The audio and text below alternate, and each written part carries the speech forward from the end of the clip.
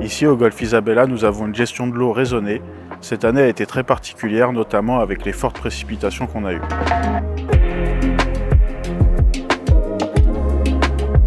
Cette année, ça a été un peu exceptionnel, dans le sens où il y a eu beaucoup de pluie. On a déjà eu un mois d'avril et de mai qui ont été froids, pluvieux, et après juin, juillet, août, où ça a été très pluvieux. Notamment, on n'a pas arrosé les greens du 15 juin au 15 juillet. Ça fait déjà plusieurs années qu'on a une consommation d'eau raisonnée, qu'on essaye de trouver des solutions pour limiter nos consommations d'eau. On n'utilise pas du tout d'eau potable, nous, ici. L'eau qu'on utilise, en fait, elle vient d'un forage et d'un bassin. Sur le golf, il y a environ 30 hectares qui sont drainés. Les drainages conduisent à 2 bassins de rétention. On a un petit bassin qui fait 2000 m² et un grand bassin qui fait 10 000 m².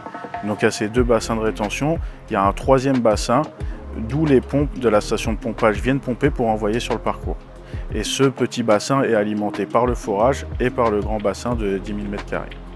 Cette année, vu qu'il a beaucoup plu, on s'est permis de couper le forage et d'utiliser uniquement le bassin pour limiter ce qu'on prend dans les nappes phréatiques. Donc là, cette année, on est 100% dépendant de notre propre eau.